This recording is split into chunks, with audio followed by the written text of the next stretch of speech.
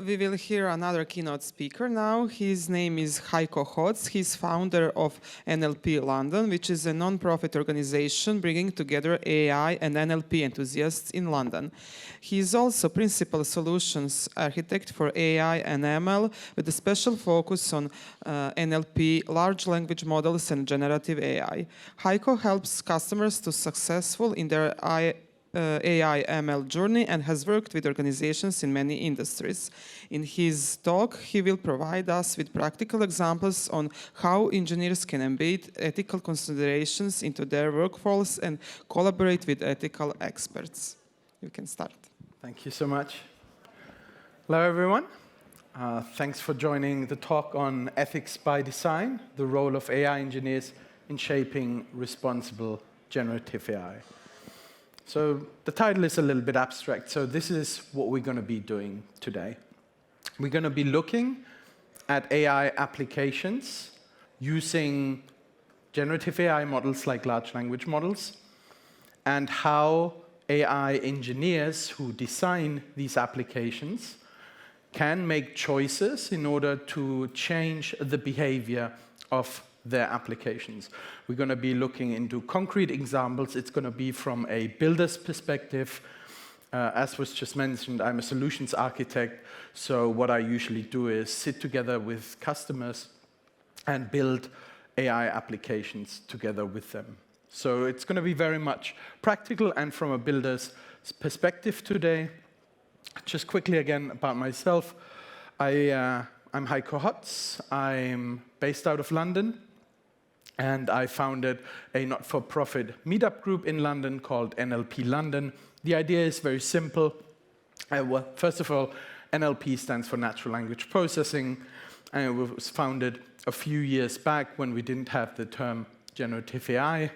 But the idea was simple back then even.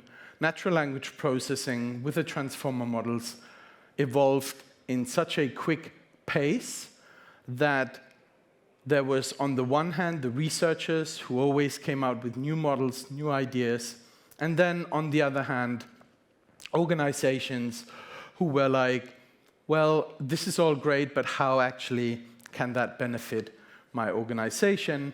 So the idea of NLP London is very simple. Bring them all together in one room and have exchange of ideas and just an open communication. Because that doesn't pay the bills. I'm also a solutions architect, principal solutions architect for generative AI at AWS. So just quickly, the agenda, what we're going to be doing today. First of all, we're going to have a very quick look on why do we need even talk about responsible generative AI. What are the challenges, the pitfalls, and you probably have all heard or seen these challenges and pitfalls yourselves when playing with large language models. Then we're going to have a quick look at a new role. At least to me, it is quite new. It has been emerging this year, the role of an AI engineer. I have worked previously, in the previous years, a lot with ML engineers. So how is this AI engineer different from an ML engineer? What do they do? What kind of questions and problems do they tackle? And then we're going to basically try to build an AI application from scratch. Well, we're not going to actually build it, but we're going to look a little bit under the hood. And we're going to take a large language model. Usually, a lot of organizations I work with do use open source large language models. And we're going to look at how you build up a system, in this case, a very familiar example, a chatbot, in order to leverage the power of these large language models, and what kind of choices you can make as an AI engineer in order to influence the behavior of this application. And then we conclude with, hopefully, a few lessons that we have learned along the way. So first of all, why responsible AI, or responsible generative AI in particular? There were many, many talks on this conference on responsible generative AI, and therefore I'm not going to dive too deep into it, but a few examples of pitfalls and challenges of generative AI you might have seen already. So this one was quite famous. A lawyer in the US used earlier this year ChatGPT in court, basically saying to ChatGPT, I have this case, I need some precedent cases for that I can use in my argumentation. He asked ChatGPT. ChatGPT came back with, I think, 6 precedent cases, and basically the lawyer just used those. They were quite convincing, to be honest, but the lawyer just used them in court, and well, as you can imagine, that backfired, because these cases actually never existed.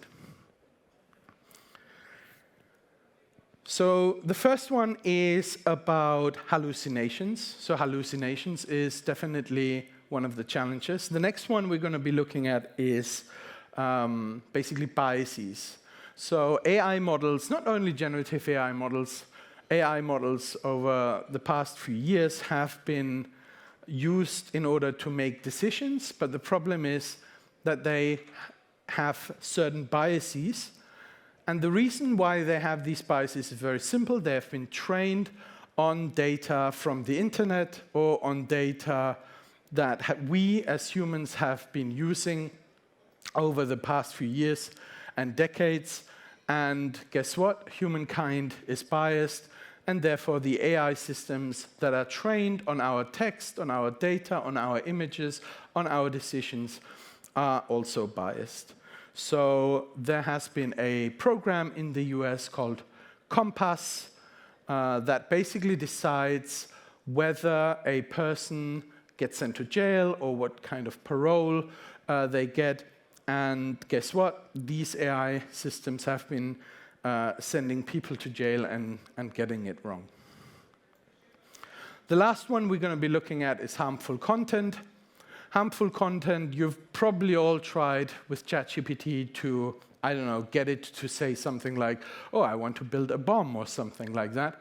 And usually what you get back from these systems is, well, I can't really do that. So as an organization who want to use and build large language models and build AI systems that use these large language models, you want to basically filter out undesirable content. That could be harmful content or whatever content you deem undesirable in your specific context, in your specific application. So now that we know about the pitfalls of generative AI, let's have a quick look at this new role that I mentioned earlier, the role of an AI engineer. So as I mentioned, in previous years, I've been working a lot with machine learning engineers, ML engineers. They are very much involved in the process of ML ops, ML operations. So basically, they look at certain questions and challenges around training and deploying AI models. So how can we effectively and efficiently train these models? What kind of GPUs do we need? How do we need to pre-process the data? How can we deploy these models? When it comes to deployment of the models, there's usually cost aspect, latency aspect, performance aspect. And then once you deployed these models, it's not over yet because MLOps is actually a cycle. So you want to monitor these models that are in deployment, maybe even capture some data where they get it wrong, and then retrain these models, and your whole cycle starts from fresh. AI engineers, they basically build on top of that. They basically take the product or the outcome of the work of an ML engineer and build them into services or products. So how can we build a service or an application that leverages these AI models? How do we ensure that these AI systems are adaptable and can learn over time?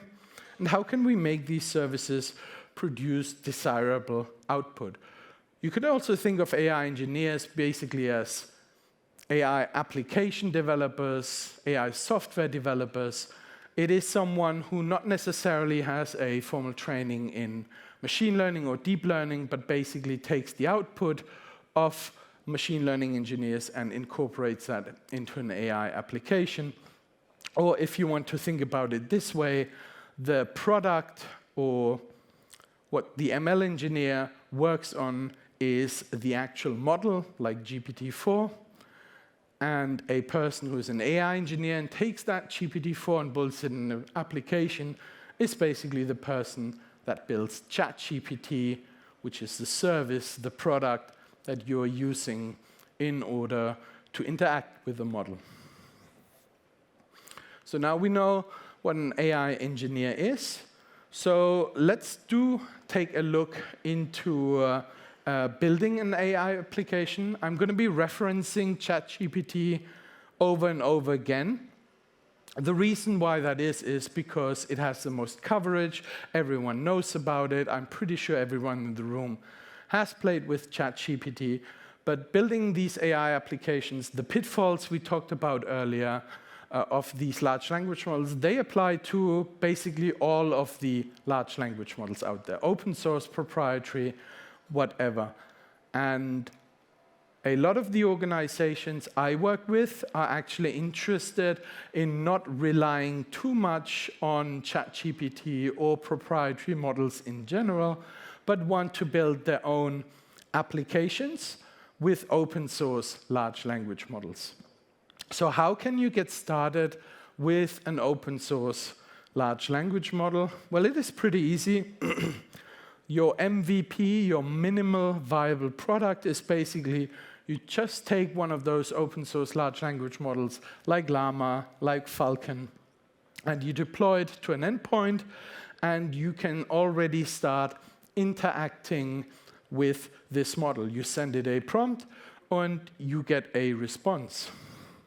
Now, if you try to imagine the interface, the user interface of something like a ChatGPT, you realize there's actually a little bit more to it than just directly interacting with the AI model, and that is basically what an AI engineer is building. Let's have a look at this very simple, hopefully simple architecture diagram, and basically have a quick look of some of the components that you can use in order to alter and hopefully alter the behavior of your AI system and hopefully overcome some of the challenges of the large language models. This is by no means exhaustive. It's just going to be a starting point. It's like 3 things we're going to be looking at here in this diagram that we're going to dive deeper into. But again, this is just a starting point. But basically, what happens here is a prompt is not sent directly to the large language model, but it is sent to an AI application. And there might be a filter that you want to implement in order to filter out some requests. Then there might be some prompt engineering happening before then the prompt is actually sent to the large language model. And the large language model then produces a response. And even that response you might want to send through a filter again before showing it to the user. And then you might also want to implement a thumbs up or thumbs down system, a very simple system, in order to monitor how your AI system is actually doing. So let's start with the first component of the AI application, and that is filtering undesired content. So basically, if you try with ChatGPT something like, help me build a bomb, it will say, sorry, I cannot do that. Now, where does this response come from? With very advanced models like GPT-4, it is basically baked into the training data. It is baked into the training data, the model is trained on it, and basically the model directly responds like that. But that might not be the case for your large language model, or to say the large language model you want to use. It might be that the large language model you want to use is not as sophisticated. It might not have this behavior ingrained into its behavior. So in order to then filter out these kind of requests before you send the request, the prompt, to the large language model, as I mentioned, you might want to implement a filter. And then even when the AI model comes back with a response, you might want to run thread again through a filter. And these filters you can set up basically as you want. You could do something very simple and just filter for certain keywords that you might want to exclude or filter out. You could have certain business rules, something like, I don't know, me as an AI engineer, I should not be able to ask questions about HR data, something like that.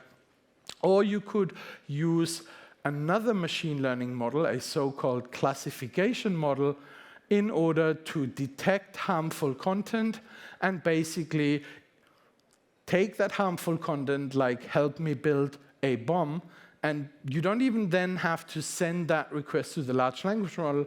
You could just reply back straight from the filter to the user saying, well, I can't do that. These ML classification models, you can find some examples of those on the Hugging Face Model Hub. Hugging Face is an organization. It's basically the GitHub for AI models where you can download, I think the latest number was over 400,000 open source models, and one of those models is the Toxigen hate bird, and basically that is a very small, lightweight model that just does one thing, and that one thing quite well. It takes an input sentence and determines whether that is toxic or not.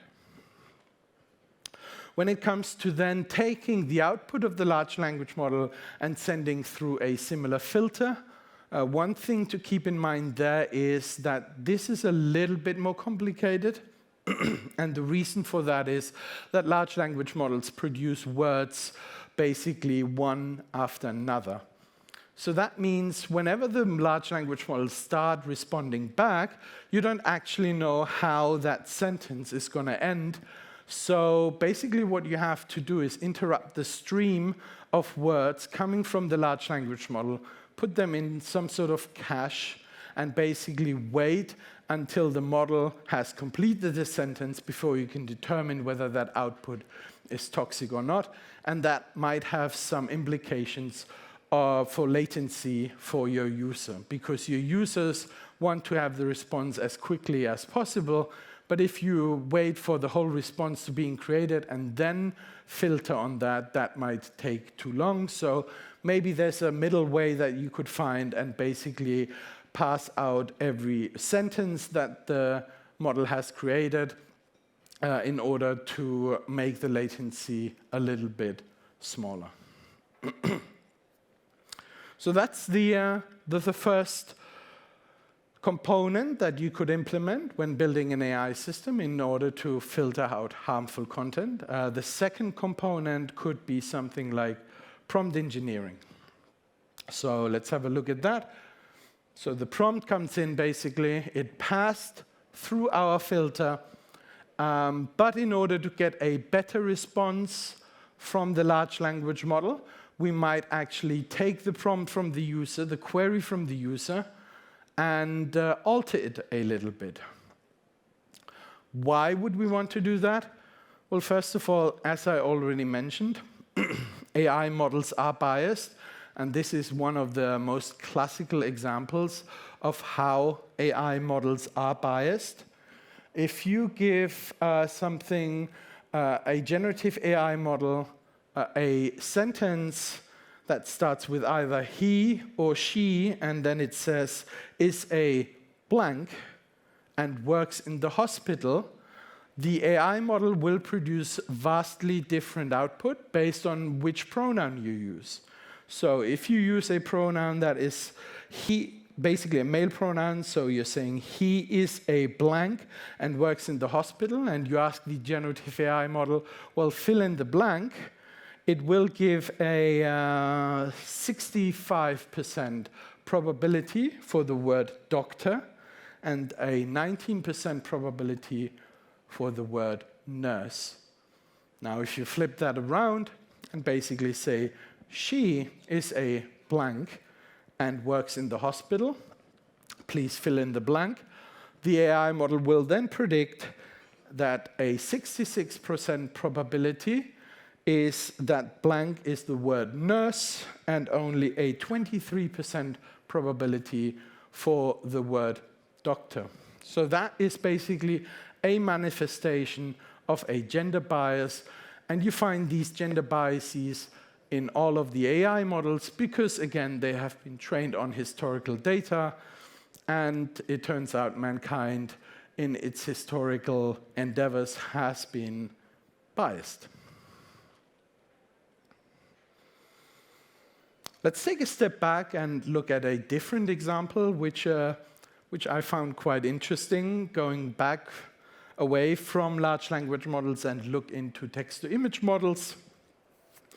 In July 2022, OpenAI basically came out with a blog post reducing bias and improving safety in DALL-E 2. DALL-E 2, for those who don't know it, it's a text-to-image model, so you give it a prompt, you describe what kind of image you would DALL-E to create, and it then creates that model, that image.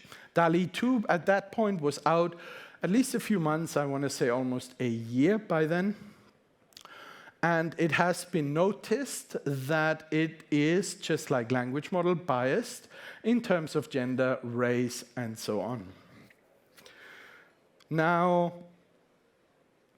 training these models takes a long, long time. We're talking months. We're talking millions of US dollars. So it was quite clear when OpenAI came out with this blog post that they actually didn't retrain the model. They didn't train a new model. What they did is they took the AI system, basically the interface they built around DALL-E, and improved it in some way in order to make it safer and reduce the bias. Now, anyone knows this story or wants to take a guess what exactly they did, think prompt engineering in order to reduce bias with the DALL-E model? Does anyone wants to take a guess? No? All right, so the same day, basically, that this blog post came out, you can imagine tons of people tried it out and wanted to find out what exactly was happening.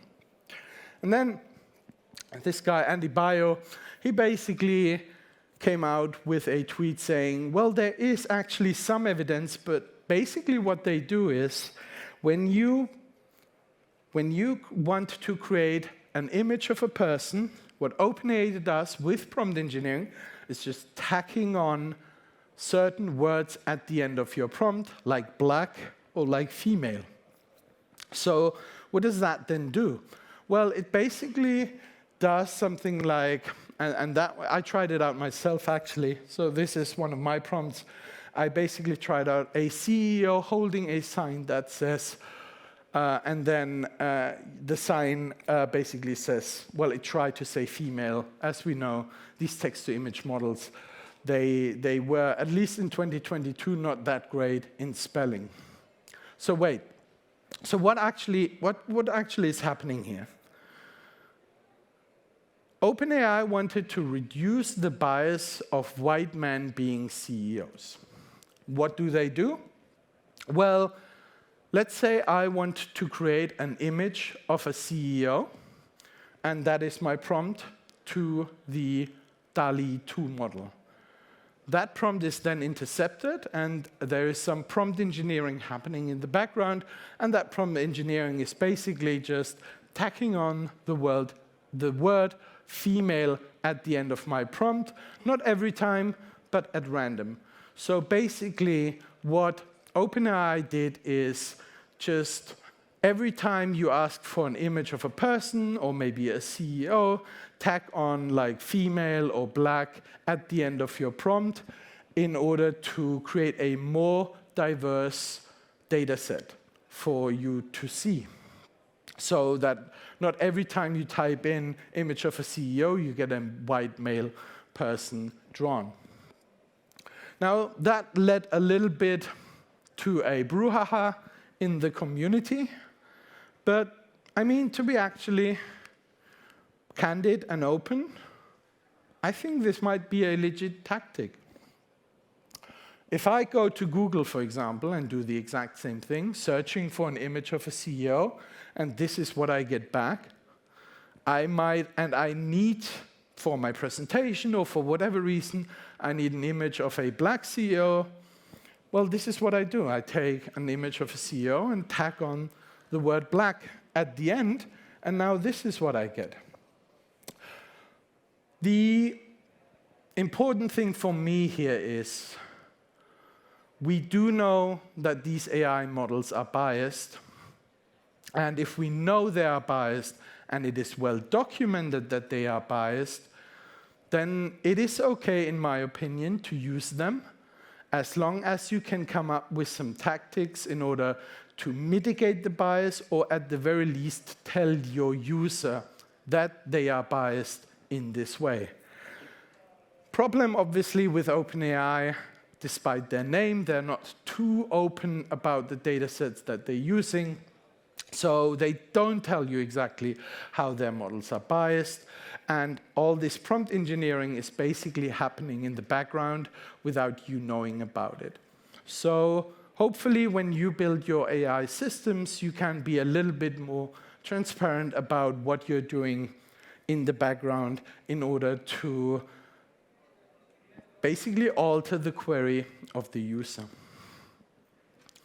Now, a slightly different example of prompt engineering, maybe less controversial, can also be used for hallucinations. So, without prompt engineering, if I go to a model, this example does not work with ChatGPT anymore, because I think now, at least in my account, by default, ChatGPT will query the internet when it sees a question like this about who is the current Prime Minister of the UK. So I tried this with the Falcon model, which is an open source model.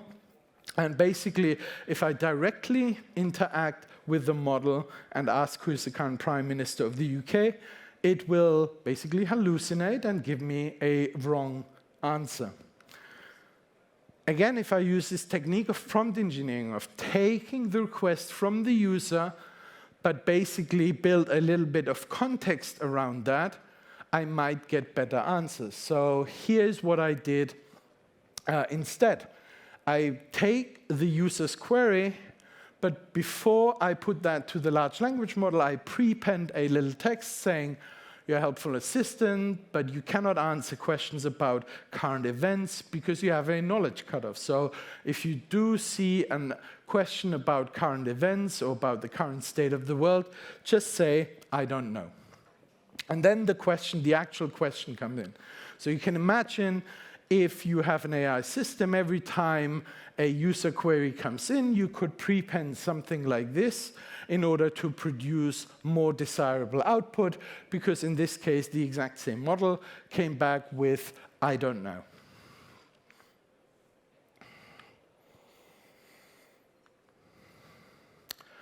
The last technique I would like to look at that also tackles the challenge of hallucinations is called retrieval augmented generation, or RAG. Who here in this room has heard of this technique? Okay, all right. So let's have a quick look to our familiar architecture.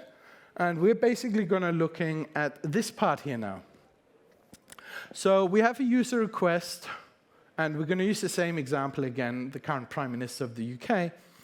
It passed our filter, it's not harmful content, and we want to do some prompt engineering on it, but this time we don't only want to prompt the model to say, I don't know.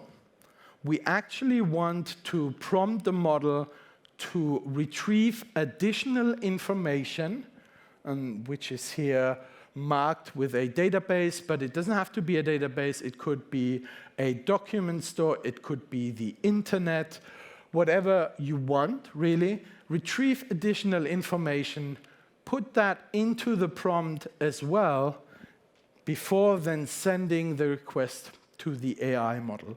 This is the most advanced technique that we're going to be looking at here today. Again, here's our example, who is the current Prime Minister of the UK. Comes back with the incorrect answer. And now we do this retrieval augmented generation, which is basically a very elaborated, multi-stepped prompt engineering. So what is happening here? So we have the user with our query that says, who is the Prime Minister of the UK? And then we have a software component called the agent. The agent is basically just a helper, and it creates a prompt from this query with certain instructions. Very similar to what we saw in the previous example, where the instructions were, please say, I don't know. But in this case, the instructions are more elaborate. The instructions would read something like, you are helpful assistants, and you have access to the following tools: internet, database, document store. Please decide, if you get a query, which of these additional information sources you would need in order to answer the question. And that is now being sent to the large language model. And the large language model, if it is trained in a way that it identifies the correct source for your question, can say, okay, for this question, who is the current Prime Minister of the UK, I actually need additional information from the internet. If you design your prompt correctly, it will actually tell you that. Not only will it tell you, oh, I need information from the internet, I need to use a specific search term in the internet, at Google, for example, in order to get that information. So the large language model will actually get back to you and say something like, oh, I don't know this answer, I need access to the internet, and here's the search term I want you to search in the internet so I can get that information. And the search term would be something like UK current Prime Minister. So we have the the large language model will then, as I mentioned, identify that it needs to search the internet. The agent, this little software component helper, will then actually perform whatever the large language model told it to do. So in our case, the agent will perform an internet search via an API. It's basically as if you were the helper of the large language model and went to Google and typed in current Prime Minister of the UK. You find the response from Google, which is Rishi Sunak, and you put that search result from the internet into your prompt. You basically expand your prompt saying, okay, I've now searched the internet for you, and this is what I found. And this long prompt goes back to the large language model, and in this prompt now, we have the instructions, you are a helpful assistant, you have access to certain tools, we have the user query, who is the Prime Minister of the UK, and we have the Google search results saying, Google said the Prime Minister of the UK is Rishi Sunak. Dear large language model, can you now answer the question that was asked by the user initially? And it will then say, yes, with this additional information, I can answer the question of the user, the query of the user. And that is exactly what is happening when you go nowadays to ChatGPT. At least if you're on the premium, the paid plan, basically. If you type something in like, who's the current Prime Minister of the UK, as I mentioned, it will now, at least in my account, I don't know how they roll out these features, automatically identify that it needs to search the internet for that information, and exactly by this mechanism that we have looked at here, and then comes back with the current Prime Minister of the UK as of November 2023, it's Rishi Sunak. Not only that, it will also provide you the citations of the websites where it found that information. And that is a very useful way to overcome hallucinations in AI systems with large language models. All right, so what have we learned today? AI engineers make either implicitly or explicitly certain decisions when building generative AI applications, and these decisions will influence the behavior of your generative AI applications. By doing these decisions consciously and hopefully in collaboration with other stakeholders in the organization who might even be dedicated people and resources who look after responsible usage of AI, they can make these generative AI applications better, safer, more helpful. So basically, with great power comes great responsibility for these AI engineers. They build these AI applications, they make certain design decisions, and these decisions shape the behavior of the application. And in particular, in today's talk, we looked at some of the limitations of generative AI models and applications, such as filtering out undesired content. We looked at prompt engineering to steer the output of the AI model. And we looked at how to retrieve additional information in order to overcome hallucinations.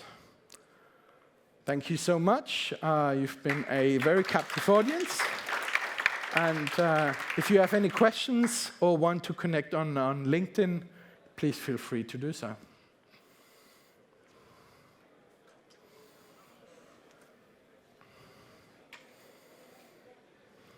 Thank you for your presentation. I have a couple of questions. Sure. Sorry.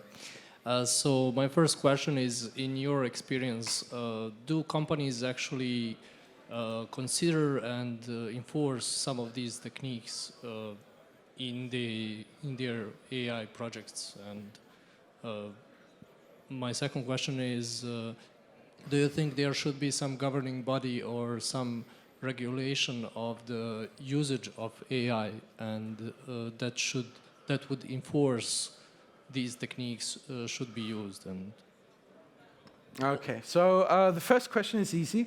That one is yes. Every organization I speak to, they are concerned about certain behaviors of these large language models. So hallucinations is one of the first things they always ask. So retrieval augmented generation, I've been looking at that for the last 12 months. It has a significant impact in order to reduce these hallucinations. So, but coming back to your question, yes, organizations certainly want to implement these kind of safeguards, guardrails in their AI applications.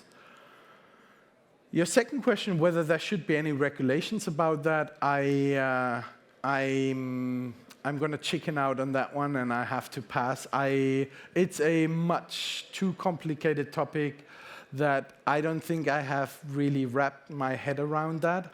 Probably I'm not even the right person to talk about that. Rania here in the audience, with who I had a panel on Wednesday on AI regulations, might be a much better person to talk about that. thank you.